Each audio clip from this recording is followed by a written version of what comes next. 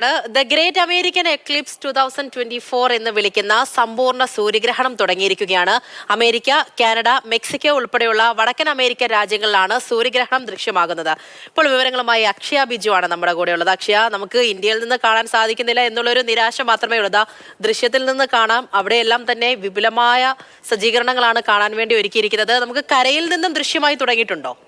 തീർച്ചയായിട്ടും പൂജ, കരയിൽ നിന്നും ദൃശ്യമായി തുടങ്ങിയിട്ടുണ്ട്. പൂർണ്ണമായിട്ടും സൂര്യൻ മറഞ്ഞിട്ടില്ല എങ്കിൽ കൂടിയും ഗ്രഹണം ആരംഭിച്ചിട്ടുണ്ട്. 4 മിനിറ്റ് 20 സെക്കൻഡ് ആണ് ഇതിൻ്റെ ദൈർഘ്യമെന്ന് പറയുന്നത്. കരയിൽ പൂജ പറഞ്ഞതുപോലെ തന്നെ കാണാൻ വിപുലമായ സൗകര്യങ്ങളാണ് ഒരുക്കിയിട്ടുള്ളത്. പസഫിക് സമുദ്രത്തിലായിരുന്നു ഇത് ആദ്യം ദൃശ്യമായി തുടങ്ങിയത്. പിന്നീട് മെക്സിക്കോ, അമേരിക്കയിലെ പ്രധാനമായിട്ടും ന്യൂയോർക്ക്, ഒക്ലഹാമ, അങ്ങനെ പല സ്ഥലങ്ങളും.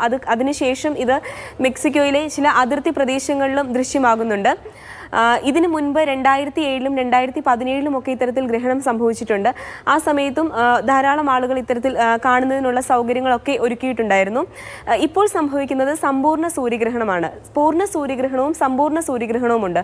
ഇതിൻ്റെ പ്രത്യേകത എന്താണെന്ന് വെച്ചാൽ ചന്ദ്രൻ ഭൂമിയോട് കുറെ കൂടി അടുത്തായിരിക്കും. അതുകൊണ്ട് തന്നെ ഭൂമിയിൽ നിൽക്കുന്ന ഒരാൾക്ക് സൂര്യൻ പൂർണ്ണമായിട്ടും മറയപ്പെടും. 4 മിനിറ്റ് 20 സെക്കൻഡാണ് ഇതിൻ്റെ ഒരു ദൈർഘ്യം എന്ന് പറയുന്നത്.